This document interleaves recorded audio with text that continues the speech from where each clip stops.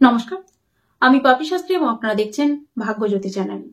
2025 সালে সিংহ রাশির মানুষদের এমন 10টি ভবিষ্যৎবাণী সম্পর্কে আলোচনা করব যেগুলো কিন্তু 100% আপনাদের জীবনের সঙ্গে মিলবে এবং অবশ্যই কি সেই ভবিষ্যৎবাণী জানতে গেলে ভিডিওটিকে শুরু থেকে শেষ পর্যন্ত দেখুন। একই সঙ্গে বলবো, এখনো পর্যন্ত যারা চ্যানেলটিকে সাবস্ক্রাইব করেননি তাদেরকে অনুরোধ করবো চ্যানেলটিকে সাবস্ক্রাইব করে বেল আইকনটি প্রেস করে দেওয়ার জন্য। যাই হোক, সরাসরি আমরা অনুষ্ঠানের মধ্যে প্রবেশ করবো। আমরা প্রত্যেকেই হয়তো এতদিনে জেনেই গেছি যে সিংহ রাশির মানুষদের 2025 সালে কিন্তু ঢাইয়া শুরু হবে এবং এই ঢাইয়া ঠিক কি কি ফলাফল দিতে পারে না পারে সেই নিয়ে অলরেডি আগে ভিডিও করেছি, সেখানে আপনারা বিস্তারিত রয়েছে, দেখে নিতে পারেন। এবং এই ঢাইয়ার ফলে কি কি সমস্যা আপনাদের জীবনে আসতে পারে বা কি ভালো ফল হতে পারে না হতে পারে সমস্ত কিছুই আলোচনা কিন্তু সেই ভিডিওতে রয়েছে। তাই এই ভিডিওর মধ্যে ঢাইয়ার ফলাফল নিয়ে আর আলোচনা করব না, সরাসরি আমরা প্রথম যে প্রেডিকশন 1 নাম্বার প্রেডিকশন সেই 1 নাম্বার প্রেডিকশনে চলে যাব।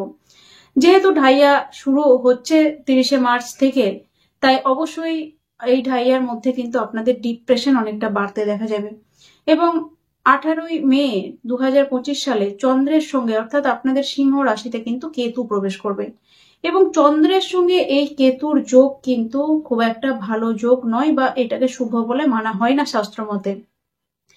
এবং যাদের জন্মছকের ক্ষেত্রে, নিজস্ব জন্মছকের ক্ষেত্রে এই চন্দ্রকেতু যোগ রয়েছে তারা কিন্তু অবশ্যই বিশেষ সাবধানে তাদেরকে থাকতে হবে সামনের 2025 সালের মে মাস থেকে সামনের 1.5 বছর।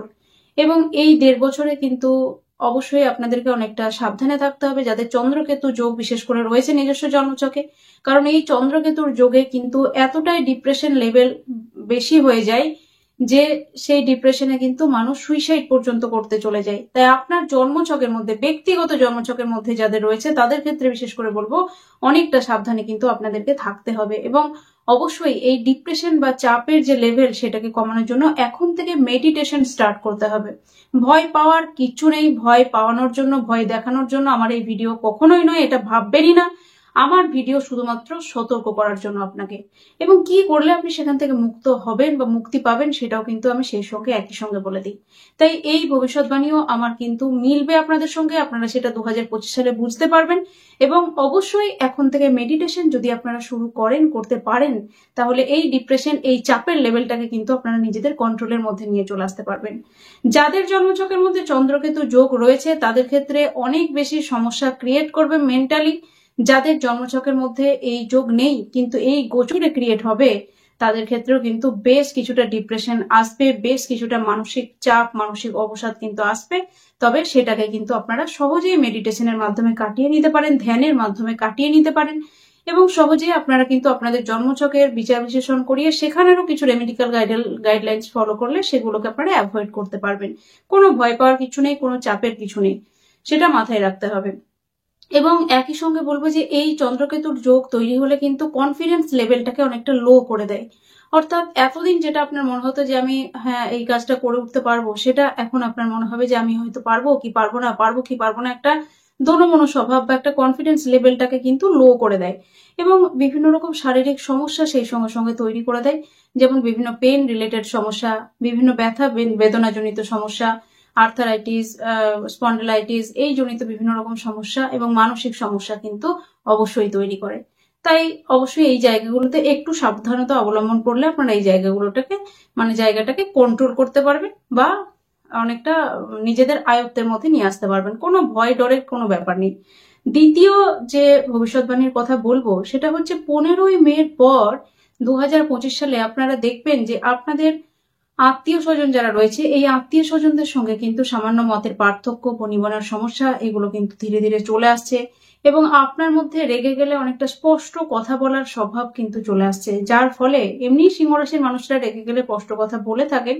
তবে অন্য সময় যদিও বা কিছুটা সংযতভাবে বলেন, 2025 মে মাসের পর থেকে কিন্তু সেই স্পষ্ট কথা বলার টেন্ডেন্সিটা অনেকটা বেশি বৃদ্ধি পাবে, যার ফলে আত্মীয় স্বজনদের সঙ্গে কিন্তু সমস্যা হবে। আপনি হয়তো কথাবার্তা ঠিক বলছেন কিন্তু তারা আপনাকে ভুল বুঝবে, ভাববে হয়তো আপনার অহংকার হয়েছে বা আপনি হয়তো তাদেরকে ছোট করার জন্য সেই সমস্ত কথাবার্তা বলছেন। এই ধরনের মিসআন্ডারস্ট্যান্ডিং কিন্তু তৈরি হতে পারে। তাই সেই জায়গায় সাবধান থাকতে হবে, সতর্ক থাকতে হবে, মুখের কথাবার্তার উপরে অনেকটা যত্ন নিতে হবে বা সংযত হতে হবে, তাহলে কিন্তু এই সমস্যাকে অ্যাভয়েড করা যাবে। এবং 2025 সালে আমরা দেখবো যে সিংহ রাশির মানুষদের কিন্তু মাঝে মাঝে আর্থিক সমস্যায় পড়তে হতে পারে, মাঝে মাঝে হাত খালি হয়ে যেতে পারে, এবং যখন ইনকাম হবে তখন হয়তো অনেকটা ইনকাম হলো, আবার যখন হচ্ছে না তখন দেখা যাবে একদম হাত খালি হয়ে গেছে। এই ধরনের সিচুয়েশন ক্রিয়েট হতে পারে। তবে চিন্তার কোনো কারণ নেই, কারণ একাদশ ভাবের মধ্যে দেবগুরু বৃহস্পতি স্বয়ং অবস্থান করবেন। যখন যখন আপনার অর্থের প্রয়োজন হবে তখন তখন কিন্তু দেবগুরু বৃহস্পতি আপনার হাতে অর্থ দেবে, তাই এই নিয়ে খুব একটা ভাবনা চিন্তা করার দরকার নেই। 3 নম্বর ভবিষ্যৎবাণী বলবো যে 15ই মের পর কিন্তু বেশ কিছু নতুন নতুন মানুষের সঙ্গে আপনাদের পরিচিতি হতে দেখা যাবে, এবং এই নতুন নতুন মানুষরা আপনাদেরকে যথেষ্ট সাহায্য করবে, যথেষ্ট হেল্প করবে। আপনি যদি মনে করেন যে তাদের থেকে কোনো হেল্প নেবেন, তাদের থেকে আপনি কিন্তু হেল্প নিতে পারবেন। আপনাদের যারা ভাই বোনরা রয়েছে, ভাই বোনের সঙ্গে আপনাদের সম্পর্কের বেশ কিছুটা উন্নতি হতে দেখা যাবে, ভাই বোনের কেরিয়ারে ডেভেলপমেন্ট হতে দেখা যাবে, এবং আপনাদের যোগাযোগের যে জায়গাটা, বিভিন্ন মানুষের সঙ্গে পরিচিতি লেভেল যে বিষয়টা, সেটা কিন্তু অনেকটা বৃদ্ধি পেতে দেখা যাবে। এবং আপনাদের কিছু শেখার জন্য একটা চেষ্টা, একটা কিছু শেখার জন্য প্রচেষ্টা, এইগুলো কিন্তু অনেকটা বৃদ্ধি পেতে দেখা যাবে। বিভিন্ন বিষয়ে শেখার একটা টেন্ডেন্সি, শেখার একটা প্রচেষ্টা, এইগুলো কিন্তু বেশ কিছুটা আপনাদের মধ্যে বৃদ্ধি পেতে দেখা যাবে। 4 নম্বর যে ভবিষ্যৎবাণী সেটা হচ্ছে 15ই মের মধ্যে আপনাদের কিন্তু নতুন কোনো বাড়ি কেনা, নতুন কোনো বাড়ি তৈরি করা, বা ফ্ল্যাট কেনা, বা আপনাদের যে বাড়ি রয়েছে সেখানের কোনো রেনোভেশন করা, বাড়িতে কোনো রং করা, বা বিভিন্ন টুকটাক যে বাড়িতে, পুরোনো বাড়িতে কাজ থাকে, সেই সমস্ত বিষয়গুলো করতে দেখা যাবে। এবং একই সঙ্গে বাড়িতে কোনো মাঙ্গলিক অনুষ্ঠান হতে পারে, বাড়িতে কোনো পুজো পাঠ, কারোর বিয়ে শাদী বা যে কোনো রকম মাঙ্গলিক অনুষ্ঠান হতে দেখা যাবে। এবং আপনারা যদি মনে করছিলেন গাড়ি কিনবেন, তাহলে এই 15ই মের মধ্যে কিন্তু আপনাদের গাড়ি হবে, বা গাড়ি আপনারা কিনতে পারবেন। এটা কিন্তু খুব শুভ হবে আপনাদের ক্ষেত্রে। এবং আপনাদের ক্ষেত্রে দেখবেন যে এই 15ই মের মধ্যে আপনাদের যাদের গাড়ি কেনার ওপরেই রয়েছেন, যারা কিনবো করছিলেন, তাদের কিন্তু কেনা হয়ে যাচ্ছে। নেক্সট যেটা বলবো যে 5 নম্বর ভবিষ্যৎবাণী হচ্ছে যে পড়াশোনার ক্ষেত্রে যারা রয়েছেন তাদের ক্ষেত্রে কিন্তু 15ই মের পরে একটা দুর্দান্ত উন্নতি দেখা যাবে। ভালো কোনো জায়গায় অ্যাডমিশন নেওয়া বা চান্স পাওয়া, সুযোগ পাওয়া, এবং ভালো কোনো রেজাল্ট করা, একটা ভালো পারফরমেন্স পড়াশোনার ক্ষেত্রে কিন্তু অবশ্যই থাকবে। এবং 15ই মের পর কিন্তু আপনারা যারা প্রেম সম্পর্কের মধ্যে রয়েছেন, প্রেমের মধ্যে কিন্তু অনেকটা শান্তি আসবে, প্রেমের মধ্যে অনেকটা স্বস্তি মিলবে। নতুন কোনো প্রেম আপনাদের হতে পারে, পুরনো কোনো প্রেমও কিন্তু আপনাদের জীবনে ব্যাক করতে পারে। এবং মাঝে মাঝে ঝুট ঝামেলা, অশান্তি প্রেমের ক্ষেত্রে অবশ্যই হবে, সেটা কিন্তু খুব বেশি বাড়বে না, তবে মাঝে মাঝে ঝুট ঝামেলা হবে, আবার কিন্তু ঠিকও হয়ে যাবে, এবং প্রেমের সম্পর্ক মোটামুটি ঠিক থাকবে, সেটা বলা যেতে পারে। আপনাদের যাদের সন্তান রয়েছে, সন্তানের ক্ষেত্রে কিন্তু ডেফিনেটলি 15ই মের পর একটা দারুণ উন্নতির জায়গা থাকবে। সন্তান কোনো ভালো জায়গায় চান্স পেতে পারে, সন্তানের উন্নতি আপনার গর্বের কারণ হতে পারে। সন্তানের চারিদিক দিয়ে কেরিয়ারের হতে পারে, বা আপনার সন্তানের যে পড়াশোনা, সেখানে কোনো না কোনো রকম ভাবে দেখবেন যে সন্তানের কিন্তু উন্নতি হচ্ছে ধীরে ধীরে। সন্তানের শারীরিক যদি কোনো সমস্যা থেকে থাকে, সেই জায়গা থেকেও সন্তান কিন্তু রিকভারি পেতে পারবে। এবং একই সঙ্গে আপনারা যারা সন্তান নেওয়ার প্ল্যানিং করছেন বা ফ্যামিলি প্ল্যানিং করছেন, তাদের ক্ষেত্রে 15ই মের পর কিন্তু সময়টা যথেষ্ট ভালো হবে। এবং এক্ষেত্রে অবশ্যই নিজেদের জন্মছকের বিচার বিশ্লেষণ করিয়ে সময় নেওয়া উচিত, বা সময় নির্ধারণ করা উচিত। 6 নম্বর ভবিষ্যৎবাণী বলবো যে 18ই মে পর্যন্ত অবশ্যই আপনাদেরকে খেয়াল রাখতে হবে, আপনাদের যারা শ্বশুরবাড়ির লোকজন রয়েছে, শ্বশুরবাড়ির লোকজনদের সঙ্গে কিন্তু একটু সমস্যা থাকবে। এবং এই শ্বশুরবাড়ির লোকজন যারা আপনার রয়েছেন, তাদের সঙ্গে কিন্তু একটু ঝুট ঝামেলা, অশান্তি, এইগুলো কিন্তু ক্রিয়েট হবে। এবং চিন্তার কিছু কারণ নেই, কারণ এইগুলো আপনারা অলরেডি ফেস করেছেন, অলরেডি আপনাদের সঙ্গে ঘটেছে। তবে আপনাদের যারা শ্বশুরবাড়ির লোকজন রয়েছে, তাদের একটা মেজাজ খিটখিটে ব্যাপার, একটা হঠাৎ একটা অশান্তি করার মেন্টালিটি, এতদিন আপনাকে যে বিষয়গুলো নিয়ে কোনোদিন কিছু বলতো না, সেই বিষয়গুলো নিয়ে চূড়ান্ত অশান্তি করা, এই বিষয়গুলো কিন্তু আপনারা দেখতে পাবেন। বিশেষ করে যারা মেয়েরা রয়েছেন সিংহ রাশির, তাদের ক্ষেত্রে কিন্তু এগুলো দেখতে পাওয়া যাবে। এবং আপনাদের ফ্যামিলির বলবো না, সরি, আপনাদের যে বিবাহিত পার্টনার রয়েছে, মোটামুটি 18ই মের পর আপনাদের 7ম ভাবের মধ্যে কিন্তু রাহু প্রবেশ করবে, এবং আপনাদের যে বিবাহিত পার্টনার, অর্থাৎ আপনার স্বামী বা স্ত্রী, তার সঙ্গে কিন্তু বিভিন্ন রকম কারণে ঝুট ঝামেলা, অশান্তি তৈরি হতে পারে। এবং এই ঝুট ঝামেলা অশান্তি কিন্তু সম্পর্কের মধ্যে কোনো তৃতীয় ব্যক্তিকে কেন্দ্র করে হতে পারে, কোনো তৃতীয় ব্যক্তির আগমনকে কেন্দ্র করে হতে পারে, আপনাদের সম্পর্কের মাঝে হয়তো কেউ ঢুকে যেতে পারে, আপনার স্বামী বা স্ত্রী অন্য কোনো সম্পর্কে জড়িয়ে যেতে পারে, সেই নিয়ে অশান্তি হতে পারে, এবং ছোটখাটো বিষয় নিয়ে নানান রকম সমস্যা এবং সোশ্যাল মিডিয়া বা এই ধরনের কোনো জায়গা থেকে কিন্তু কোনো সমস্যা ক্রিয়েট হতে পারে বিবাহিত জীবনের ক্ষেত্রে। তাই অবশ্যই সেই দিকে কিন্তু আপনাদেরকে নজর দিতে হবে, অনেকটা সাবধানে থাকতে হবে। একই সঙ্গে যাদের বিবাহ হয়নি তাদের ক্ষেত্রে কিন্তু বিবাহের যোগ ক্রিয়েট হবে 18ই মের পর। তবে অবশ্যই বিবাহ করার আগে কিন্তু আপনাদেরকে অনেকটা ভেবে চিন্তে খতিয়ে দেখে নিয়ে তারপর বিবাহ করা উচিত, যে জায়গায় আপনারা বিবাহ করতে চাইছেন সেখানে। এবং যেরকম ভাবে আপনাকে বলা হচ্ছে, অর্থাৎ ধরুন বলছে যে হয়তো ছেলেটি একটা কোনো ভালো জায়গায় চাকরি করে, আপনাকে অনেক কিছু প্রলোভন হয়তো দেখানো হলো যে ছেলেটার বাড়ি আছে, গাড়ি আছে, ভালো জায়গায় চাকরি করে, আপনি হয়তো অতটাও কিছু খতিয়ে না দেখে বিয়ে করে নিলেন, কিন্তু বিয়ের পর দেখলেন যে ছেলেটা হয়তো আদতেও যে ওই জায়গায় যেখানে কাজ করে বলেছিল সেখানে কাজই করে না। তো এই জায়গাগুলোকে কিন্তু খতিয়ে দেখে নিতে হবে। একই সেম ভাবে বলবো, আপনারা যারা মেয়ে খুঁজছেন মেয়েদের ক্ষেত্রেও কিন্তু অনেকটা মেয়ের সম্পর্কে খোঁজ খবর নিয়ে তারপর বিবাহের সম্পর্কে এগিয়ে যাবেন বা বিবাহের ক্ষেত্রে ডিসিশন নেবেন। এই জায়গাগুলোকে অনেকটা দেখে নিয়ে তারপর কিন্তু বিবাহের সিদ্ধান্ত নেবেন। 7 নম্বর ভবিষ্যৎবাণী বলবো যে 18ই মের পর ব্যবসার ক্ষেত্রে বিশেষ করে সাবধানে থাকতে হবে। যারা পার্টনারশিপ বিজনেস করেন তাদের ক্ষেত্রে কিন্তু অনেক বেশি সাবধান। অন্ধবিশ্বাস কখনোই পার্টনারকে করা যাবে না, পার্টনারের উপরে সবটা কখনোই ছাড়া যাবে না, তাহলে কিন্তু আপনাকে ঠকে যেতে হবে যদি আপনি এই জিনিসটা করে থাকেন। যারা online digital marketing, social media এই সমস্ত প্রফেশনের মধ্যে রয়েছে, এছাড়াও যারা বিদেশের সঙ্গে সম্পর্কিত কোনো ব্যবসা করেন বা কাজ করেন, চাকরি বাকরি করেন, তাদের ক্ষেত্রেও কিন্তু একটা দুর্দান্ত উন্নতি দেখা যাবে অবশ্যই। যারা এমএনসি কোম্পানিতে জব করেন তাদের ক্ষেত্রেও একটা দুর্দান্ত সুযোগ থাকবে, দুর্দান্ত উন্নতি থাকবে। এবং যারা বিদেশের সঙ্গে লেনা দেনার কোনো বিজনেস করেন তাদের কিন্তু একটা দুর্দান্ত উন্নতির জায়গা অবশ্যই থাকছে।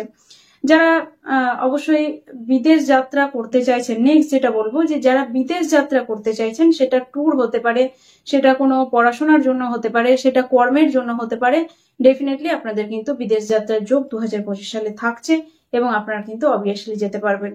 এবং পরের যে ভবিষ্যৎবাণী বলবো যে আপনারা যারা কাজকর্ম করেন বা কর্মের সঙ্গে যুক্ত রয়েছেন যে সমস্ত মানুষ, কর্মের ক্ষেত্রে কিন্তু অনেকটা প্রেশার বৃদ্ধি পাবে, অনেকটা চাপ বৃদ্ধি পাবে এবং কর্ম নিয়ে কিন্তু একটা টানাপোড়েন সৃষ্টি হতে পারে।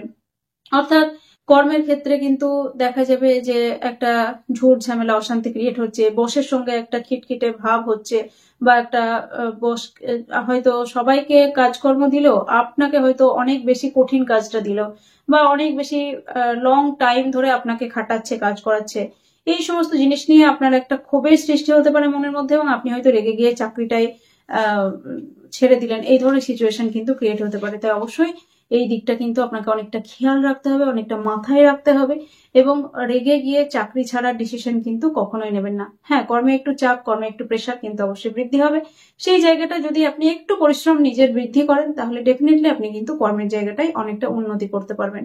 নইলে কর্ম কিন্তু চলেও যেতে পারে, এই ধরনের সিচুয়েশন কিন্তু আপনার ঘটতে পারে 2025 সালে। তাই সেই জায়গাটায় একটু সতর্ক হতে হবে, খুব বেশি চিন্তা করার কোনো কারণ নেই।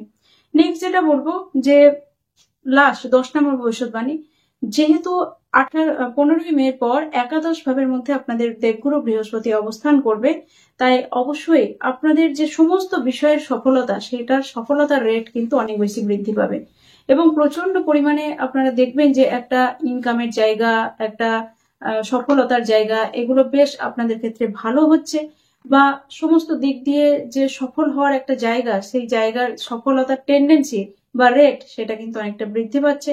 এবং যখন যখন আপনার অর্থের প্রয়োজন হচ্ছে এবং যখন যখন আপনি মনে করছেন আমার অর্থ দরকার, ঠিক তখন তখন কিন্তু আপনি অর্থ প্রাপ্তি করতে পারবেন। তবে একাদশ ভাবের মধ্যে দেবগুরু বৃহস্পতি কিন্তু এই অর্থ প্রাপ্তিতে আপনাকে অনেকটা হেল্প করবে, সেটা বলা যেতে পারে।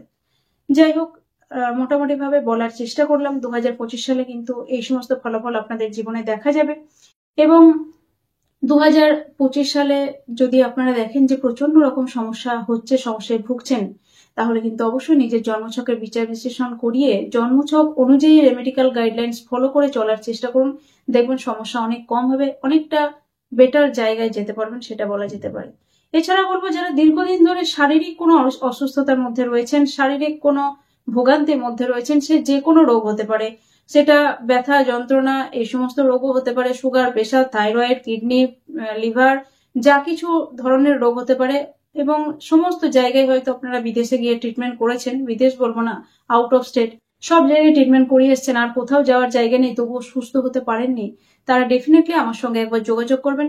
আমি আপনাদেরকে 100% সুস্থ করে তুলবো, এবং অবশ্যই সেটা সায়েন্টিফিক্যালি গাইডলাইন্স দিয়ে আপনাদেরকে সুস্থ করে তুলবো। তাই যারা সুস্থ হতে চাইছেন তারা অবশ্যই আমার সঙ্গে যোগাযোগ করবেন। যাই হোক, আবারও নতুন কোনো ভিডিওতে আপনাদের সঙ্গে দেখা হচ্ছে। ততক্ষণের জন্য প্রত্যেকে ভালো থাকুন, সুস্থ থাকুন। নমস্কার।